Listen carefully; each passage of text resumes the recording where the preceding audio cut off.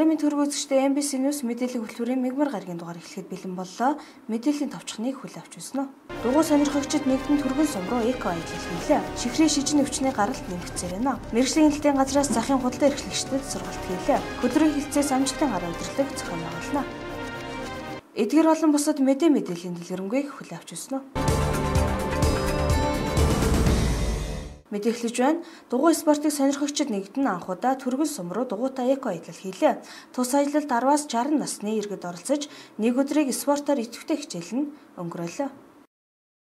Монгол Улсын засгийн газрын 2009 оны 5 тоод 2011 оны 32 тоод тогтоолын хүрээнд бүх нийтийн биеийн тамирыг хөгжүүлэх, иргэдийг идэвхтэй хөдөлгөөнөөр хичээлүүлэх зорилгоор 5 дугаар сарын 23-ны өдөр Улаангом түргэн сумын чиглэлд дугуй аяллыг зохион байгууллаа. Энэхүү аялал нь иргэд хүүхэд залуусыг амралт чөлөөт цагаа зөв боловсон өнгөрүүлэх, эрүүл агаарт идэвхтэй хөдөлгөөнийг дэмжих зорилготой юм а. Аймгийн дугуй спортын албан анх 3 жилийн өмнө их суурь тавьсан бөгөөд дугуй спортыг сонирхогч эрүүл мэндэд анхаардаг хүний тоо өс нэмэгдэж байгаа нь тус аяллаас харагдаж байсан юм а. 3 жилийн хугацаанд нисэх буудал хүртэл дугуйтай аялдаг байсан бол энэ жил түргэн сум руу аялсан зам харгуй сайтайг бодолцсон маршрутаа сонгосон гэж байна. 3 жилийн өмнөөс Солонгосоос дугуй захиалж аваад анх эхэлж ирсэн. Тэгээд өнөөдөр бид нар өнгөрсөн жил бол бид нар онгоцны буудал тээлийн гүүр их мэтлэгээр явдаг байсан бол одоо энэ жилээс ингээд ихний холын аяллаа эхэлж байна. Түргэн суманд энэ үгдээ гараад ирээд их сайхан байна. Цагаагаар сайхан байна. Өглөө бидний замд харин өөдөөс жаахан жавартаа жаахан төвөгтэй байлаа. Өксөр газар. Одоо тэгээд гисэн ч манай дугуйчид шантрахгүйгээр ямар ч гэсэн яваад иж зорсон газараа хүрээд ирсэн. Манай Хувс аймгийн хөдөө сум гэхгүйгээр бүх ард иргэд залуучууд бүгдээрээ оролцоосаа гэж нэгдээсэй гэж хүсэж байна. Манай аялалд бол өнөөдрийн байдлаар дунд сургуулийн хүүхдээс аваад 63 настай хөгшин хүртэл ингээд оролцоод явж байгаа. За ингээд та бүхэнд бүгдээрэнд амжилт хүсье. Увсынхаа ард түмэнд эрүүл мэндийн сайн сайхныг хүсье. Увс аймгийн дугуйчид энэ хавар нэгдэж өөртөө эрүүл мэндийн төлөө бусдыг одоо энэ дугуй спортод оролцуулахын төлөө ийм үйл ажиллагааг эхлээд сар гаруй хугацаа болж байна. Тэгээд уг нь бол энэ дугуй спортын үйл ажиллагаа бол 3 жилийн өмнөөс идэвхтэй эхэлсэн. Тэгээд энэ үйл ажиллагаа жилээр өргөжж явсаар одоо өнөөдөр ихтэл хүүхэд эмэгтэйчүүд, залуучууд нийсэн 30 гаруй дугуйчид түргэн сум руу явсан энэ аялалд оролцоод явж байна. Дугуй спорт гэдэг бол үндсэндээ хүний эрүүл мэндэд сайнаас гадна ер нь эко юм аялал байгаа. Яагаад гэвэл бас байгаль дээлтэй аялал учраас манай иргэдийг бас энэ дугуй аялалд идэвхтэй оролцоосоо өргөн нэгдээсэй гэсэн зорилгоор бид нар бас энэ аяллаа сурталчлагаар түргэн сумын төвд хүрэлцэн ирсэн байна. Тэгэхээр энэ жил бас аймгийн 90 жилийн түргэн сумын 90 жилийн болох учраас бас 90 жилийн томоохон юм спортын арга хэмжээ гэж ойлгож байгаа. Тэгэхээр бид нар бас энэ дугуйн клуб анхудаага бид нар энэ хөдөө орон нутагт бас түргэн сумыг сонгосон зам харгуй сайтай. Тэгээ анхудаа хөдөө явж байгаа учраас энд хүрэлцэн ирээд 30 гаруй км манай дугуйчид өөрийн биеэр туулж ирлээ. Тэгэхээр энэ бол энэ тэгэхээр бас том төвчээр төсвөр хатуужил спортын хүний бас том одоо сорил юма гэж ойлгох. Тэгээд цаашдаа манай иргэдийг нийт иргэдийг бол энэ дугуй спортод энэ эко аялалд урайлан дууч байна. Та бүхэн дугуй спортоор хичээлээр гэсэн ёроолыг өргөн дэвшүүлье. Түргэн сумыг чиглэсэн дугуй эко аялалд 30 гаруй хүн оролцсон бөгөөд энэхүү аялал нь өндөр дугуй сонирхогч иргэдийг дугуйгаар аялах боломжийг бүрдүүлэх, амралтын өдрийг спиртлэг бус спортлог өнгөрүүлэх аялагчдын тоо нэмэгдүүлэх зорилготой байсан гэж байна. Дугуйгаар аялах маш гоё байна. Би 64 настай. Тэгээд одоо аймагаас наашаа 30 км дугуйгаар дугуй аялагчтай хамт оролцоод ирсэнд их баяртай байна. Тэгээд залуу хөгшин гэдэг бүгдээрээ биеийн тамираар хичээлж одоо байхыг уриалж байна. Дугуй аялалд оролцож энэ төрсөн нутагтаа ирсэнд энэ талдаа 35 км аялалд явсанд би баяртай байна. Тэгээд бүх ард түмэнд дугуйгаар хичээллээрэй гэж хэлмээр байна. Сүүлийн үед дэлхийн нийтийн хүн ам хөдөлгөөний хомсдолд орсноос зүрх судас артерийн даралт хэсэг өвчин давмгайлахсан. Дугуй спортоор хичээснээр хөдөлгөөний хомсдолд олон энэхүү өвчлөлүүдээс сэргийлэх бүрэн боломжтой юм а. Тиймээс энэхүү аялалд оролцсон аялагчид дахин өөр сум руу дугуйтай аялал зохион байгуулах төлөвлөгөөтэй байна. Энэхүү аялалд иргэдийг идэвхтэй амрагдахыг уриалж байна. Мэдээ үргэлжилж байна. Сүүлийн жилүүдэд хүн амын дунд чимээгүй тахал буюу чихрийн шижингийн нэвшлэл ихээр нэмэгдэх боллоо. Тиймээс эрүүл мэндийн яам болон эрүүл мэндийн байгууллагууд уг өвчнөд тэмцэх зорилгоор иргэдэд мэдээлэл сургалт сурталчилгаа хийх ажлыг өрнүүлж байна. Дэлхийн нийт зүрх судасны эмгээс шалтгаалсан нас баралтын 80% нь чихрийн шижин өвчний 2 дугаар хэв шинжээс үүдэлтэй гэж гарсан байдаг гэнэ. Манай улсад 1999 онд чихрийн шижин өвчний тархалт 3% байсан байна. Харин 2006 онд чихрийн шижин өвчтэй хүний түвшин 6.5%, 11 оны дүнгээр 8.2%, 14 онд 15.3 болж өснө нь манай орнд энэхүү өвчлөлийн тархалт хурдтай явагдаж буйн илрэл юм а. Харин манай аймгийн хувьд өвчлөл хурдтай нэмэгдэж байгаа бөгөөд өдөрт дотрийн засгаар өвчлөлөгчдийн 50 гаруй хувь нь сахар өндөртэй гарч байгаа юм. Уг өвчнөөс сэргийлэхэд хувь хүний амьдралын зөв дадал хэвшил чухал бөгөөд эрүүл зөв хооллох, идэвхтэй дасгал хөдөлгөөн хийх, илүүдэл жингүй байх хорц зуршлаас татгалзах хэрэгтэй юм байна. Тиймээс энэхүү өвчнөөс хэрхэн урьдчилан сэргийлэх талаар мэрэгжлийн эмч зөвлөж байна. За ер нь бол ихэнх хувийг эзлээд байгаа одоо 90 гаруй хувийг эзлээд байгаа өвчлөл маань чихрийн шижин одоо 2 дугаар хэлбэр байгаа. За энэ 2 дугаар хэлбэрийг бол хэлбэрээс урьдчилан сэргийлэх одоо бүрэн боломжтой өвчлөл гэж ингэж үздэг. Хүмүүс маань энэ өвчлөлөөс урьдчилан сэргийлэхийн тулд бол хамгийн нэгдүгээрт бол зохистой хооллолт, хоёрдугаарт бол одоо хөдөлгөөний хомсдлоос бол гарах дасгал хөдөлгөөнд тогтмол хийх, гуравдугаарт бол одоо арх тамхи болон бусад одоо хорц зуршлаас урьдчилан сэргийлэх ийм чиглэлээр бол урьдчилан сэргийлэх бол боломжтой гэж үздэг. За ингээд өвчлсөн тохиолдолд бол асаргаа сувилгаа бол маш чухал байдаг. Хамгийн нэгдүгээрт бол одоо би сая хэлсэн хоолны тэглэм дасгал хөдөлгөөн. За гуравдугаарт бол одоо биеийн жингээ тогтмол хэмжээх шаардлагатай. Биеийн жингийн одоо хэрвээ илүүдэлтэй тохиолдолд биеийн жингийн одоо илүүдэл жингийн 50% хассан тохиолдолд чихрийн шижингийн одоо өвчлөлийг 30-аас 40%-аар бууруулах боломжтой гэж үздэг. За дараагийн бол артерийн даралтаа тогтмол хэмжээх хэрэгтэй. Артерийн даралтыг одоо 140 85-аас дээш гаргаж болохгүй. Энэ тохиолдолд бол одоо тарих болон зүрх, бөөрийн хүндрэлүүд гарна гэж ингэж үздэг. За дараагийн одоо асуудал бол одоо амны хөндийн эрүүл ахуй байгаа. Эрүүл ахуй одоо 3 сар тутамд шүднийхээ сойцыг бол солих ёстой. За өдөр болгон одоо шүдээ сойздож угаад шүднийхээ завсрыг бол утсаар цэвэрлж явах шаардлагатай гэж үздэг. За дараагийн одоо хамгийн одоо айхтар одоо хүндрэл маань хөлний хүндрэл байдаг. Хөлөө тогтмол арчлах хэрэгтэй. Энэ маань яг хөөр зэрэг ер нь хөлөө гэмтээсэн тохиолдолд ямар нэгэн одоо байдлаар одоо гутал барих тэгээд янз бүрийн одоо байдлаар хөлөө гэмтээсэн тохиолдолд хөлний шархлаа үүсдэг. Энэ маань одоо маш удаан эдгэрдэг. Зарим тохиолдолд бол энэ шарх эдгэрхгүй байсаар хагаад одоо хүндэрч шарх маань одоо өвчл өсгөж хөлөө тайруулах юм байдалд бол хүрдэг байгаа. За дараагийн одоо асуудал маань одоо ер нь бол арьсаа бол хамгааж авах хэрэгтэй.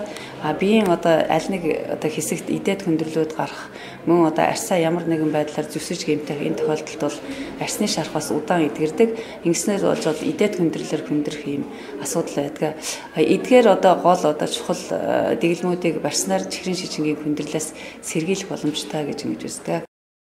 Зөвхөн манай аймаг ийм өвчтэй 2 дугаар хүн эмчийн хяналтанд байдаг ба цаана сум багт болоод онцлогон дороогүй учраас өөртөө ч өдийг хүртэл өвчлснээ мэдээгүй яваа хүн лав 1000 холд авсан гэж мэрэгчлэлд үзэж байна. Энэ өвчнөд тэмцэхийн тулд хүн бүр өөрийн эрүүл мэндэд анхаарч эрүүл мэндийн байгууллагын зүгээс иргэдийн эрүүл мэндийн боловсролыг сайжруулах шаардлага үүсэж байна. Тиймээс нэгдсэн эмнэлгийн зүгээс чихрийн шижин хэмээх чимээгүй тахал өвчнөөс урьдчилан сэргийлэх болон туссан тохиолдолд ямар арга хэмжээ авч ажиллах талаар сургалтуудыг зохион байгуулсаар байгаа юм а.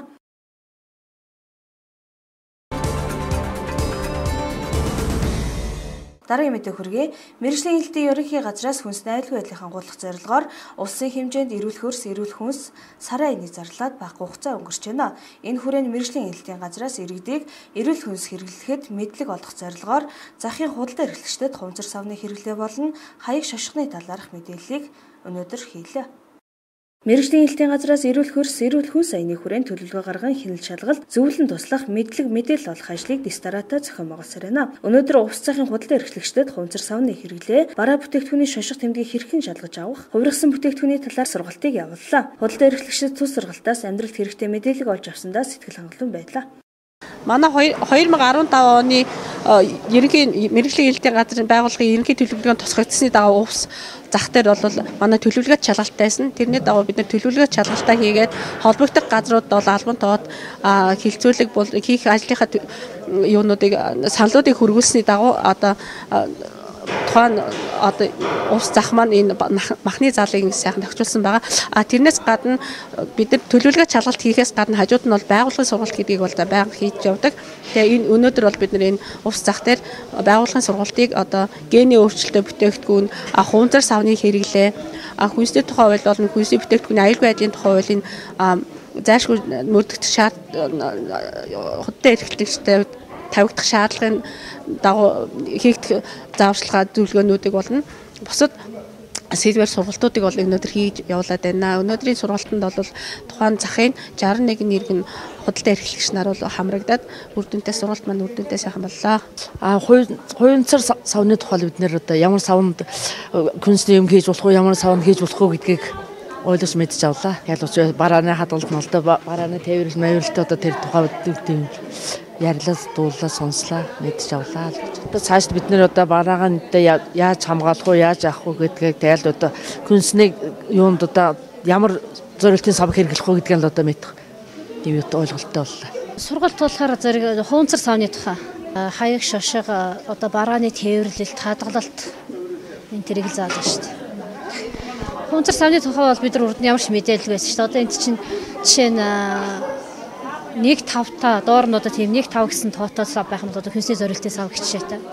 2-4 гэсэн байх юм бол одоо жишээ нэг удаа хэрэглээ аях гэх жишээ нэ. 3-6-7 гэсэн савыг бол огт хэрэглэж болохгүй гэх талын одоо мэдлэг өнөөдөр авч явлаа энэ сургалтаас. Өмнө нь энэ талаар мэдээлэлтэй байсан.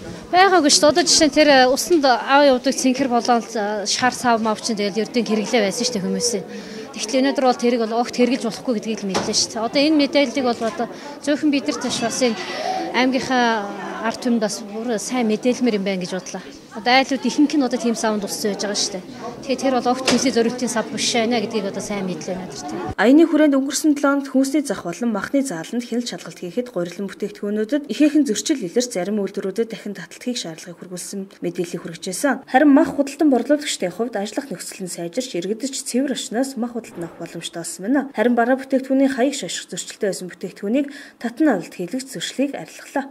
За мэргэжлийн эмтийн газраас зохион байгуулж байгаа эрүүл хөрс эрүүл хүнс сарын аяны хүрээнд хийх ажлын төлөвлөгөөний бүтээгдэхүүний хаяг шошилтын асуудалд бүтээгдэхүүний хаяг шошны зөрчлийг газар дээр нь арилгуулах дөнгө мэдээлэх гэсэн ийм төлөвлөгөө тусгагдсан. За энэ дагуу дөрвөн 7 хоногт бид нар энэ захын үйл ажиллагаанд хүнсний бүтээгдэхүүний хаяг шошилтын байдалд хяналт шалгалт хийхэд энэ хаан бэкерийн энэ цехийн бүтээгдэхүүнүүд нь бол хаяг шошны зөрчилтөө хадгалах хугацаа тавигдаагүй, жин хэмжээ тавигдаагүй, мөрдөх стандарт тавигдаагүй, орс найрлагын тавигдаагүй гэсэн ийм зөрчлүүд байсан учраас бид нар 300 гаруй кг бүтээгдэхүүнийг бол буцаан татаа авахулсан. За буцаан татаа авахуулаад бол энэ үйлдвэр цех маань бас хаяг шошны зөрчлийг арилгаад ингээд худлаанд гаргасан байна. За одоо ингээд энэ бүтээгдэхүүн дээр харахад бүтээгдэхүүнийхээ стандартын тэмдэглэгийг тавьсан, үйлдвэрлэсэн онсоор хадгалах хугацаа, жин хэмжээгээ тавьж ямар ч энэ бүтээгдэхүүнийхээ хаяг шошны зөрчлийг бол арилгаж ажилласан байна. Мөн мэргэжлийн элтийн газраас итгэл захын гадна хүнсний бүтээгдэхүүн буюу 13 зарж байгаа худалдаачдад дотгош сүүний зах руу орох шаардлагыг удаадаараа тавьсан ч шаардлагыг биелүүлэхгүй байсаар өнөөдрийг хүрчээ. Энэ худалдаачдын хувьд хүнсний аюулгүй байдлын тухай хуулийг зөрчөө зогсохгүй, иргэдэд аюултай цэвэр ахуйн шаардлага хангав бүтээгдэхүүнээр үйлчилсээр байна.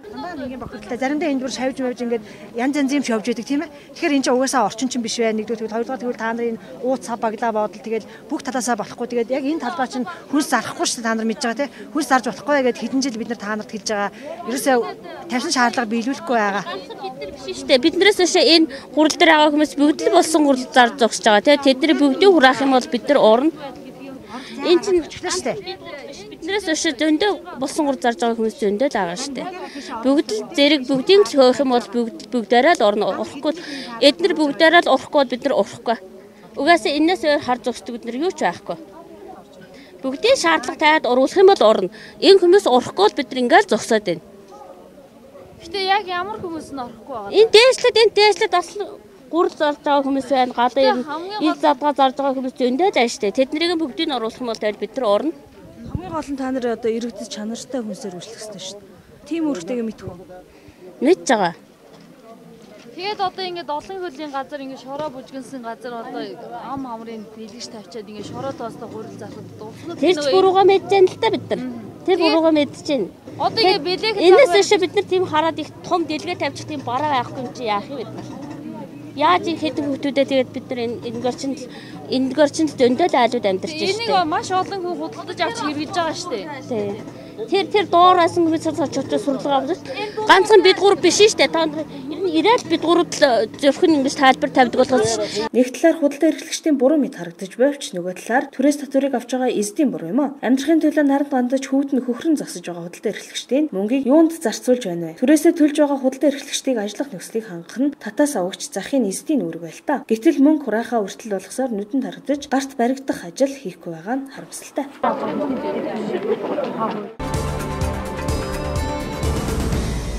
Дараагийн мэдээ хүргэе. Энэ жил манай аймгийн хэмжээнд 545 боловсон хүчин сургуулиа төгсөж байгаа юм байна. Хөлбөрийн хилцээс төгсөгчдийн ажлын байранд зуршлах, мэргэжлийн чиг баримжаа олгох зорилгоор амжилтын гар удирдлагыг маргааш буюу 5 дугаар сарын 27-нд Гивэнбаатарын талбайд зохион байгуулахаар боллоо. Хөдөлмөрийн хилцээс орон нутгийнхаа баялаг бүтээгч, ажил олгогч, аж ахуйн нэгж байгууллага, сургалтын байгууллагуудын үйл ажиллагаа сурталчлах, ажил хайгч, ажилгүй иргэдийн ажил зуршлах, мэргэжлийн чиг баримжаалах, мэдээлэлээр хангах зорилгоор амжилтын гараас идэвхтэй хөдөлмөрийн удирдлагыг 5 дугаар сарын 27 өдрийн 9 цагт Гивэнбаатарын талбайд зохион байгуулах гэж байна. Тус удирдлагын үеэр хөдөлмөрийн хилцээр дамжуулан төсөл хөтөлбөр хамрагдсан иргэд хийсэн бүтээлээрээ үзэсгэлэн гаргаж худалдаалах юм байна. Энэ удирдлага ямар ач холбогдолтой вэ? Тэгэхээр одоо аймгийн хэмжээнд ажил идэвхтэй хайж байгаа сул байгаа ажлын байрны захиалах гэсэн ажил олгогч нарыг хооронд нь уулзуулах тийм удирдлага байгаа. Энэ болохоор одоо улс орон даяар явагдаж байгаа ажил байгаа. Одоо 21 аймаг 9 дүүрэгт бол хөдөлмөрийн хилцүүд болохоор амжилтын гараа нэртэйгээр одоо энэ ажиллагаа явагдаж байгаа. Манай аймгийн хувьд болохоор 3 дахь өдөр буюу 27-нд Гивэнбаатарын талбайд энэ ажиллагаа явагдана. За энэ үйл ажиллагаанд одоо аймгийн хэмжээнд ажил идэвхтэй хайж байгаа, ажил хайгаад болохгүй байгаа иргэд оролцоос гадна ажил олгогч нарыг бид нар бас урьдсан байгаа. Ерөнхийдөө бол сул байгаа ажлын байр байгуулсан гэж энэ удирдлагт оролцооч тийм ээ. Газар дээр нь одоо тухайн ажил хайж байгаа иргэдийг бас ирээд тухайн ажил олгогчтой нүүр тулж уулзаад ажлын байранд орох боломжтой. Тийм учраас би энэ улс аймагт одоо манай хэлцээр одоо ажил идэвхтэй хайгаад байгаа. Ирэхгүй одоо зүгээр гадар өөрөө хайж байгаа хүмүүс бол энэ 27 оны удирдлагт оролцоод тухайн ажил олгогч нартай уулзаад ажлын байрны зөвшөөрлөлт нь орох боломжтой. Ерөнхийдөө бол амжилтын гараа гэдэг нь оюутан залуучууд төгсөөд ирж байгаа тийм ээ. Дөнгөж ажлынхаа амьдралын гараагаа хийх гэж байгаа, ажилд орох гэж байгаа залуучуудад бид нар мэргэжлийн чиг баримжаа зөвлөгөө өгч чинь тийм ээ. Ажлын байран дээр гараад яаж ажиллах вэ тийм ээ. Тухайн одоо жишээ нь удирдлагатайгаа жишээ яаж харилцах вэ? Ажлын байран дээр яаж эмгцэх ёстой ажиллах вэ? Талаар мэргэжлийн чиг баримжаа зөвлөгөө өгнө бид нар. За ямар нэгэн үйл ажиллагаа хийдэг хуваараа эрхэлдэг хүн байвал яг одоо яаж гараагаа эхлэх талаар төсөл хөтөлбөрийн мэргэжлэнгүүд заавар зөвлөгөө өгнө. Тэгээ зөвшөөрлөлийн 2 мэргэжлэлт бас ажиллана. Тийм учраас 5 сарын 27-нд өглөө 9 цагаас 12 цагийн хооронд болох учраас идэвхтэй оролцоорой гэж уриаллаа. Энэхүү удирдлагт хүрэлцэн ирснээр ажил олгож байгаа байгууллагуудын удирдлагуудтай өөрийн бичлэн уулзах боломжтойгоос гадна хөдөлмөрийн зах зээлд эрэлттэй байгаа мэргэжлийн талаарх мэдээллийг авах боломжтой юм байна. Тиймээс амжилтын гар удирдлагт өргөнөөр хамрагдахыг хөдөлмөрийн хэлцээс уриаллаа. Хэсэг реклам сурталчилгааны дараа MBC-нөөс мэдээллийн хөтөлбөрийн үргэлжлэлийг хүлээн авч үзсэн.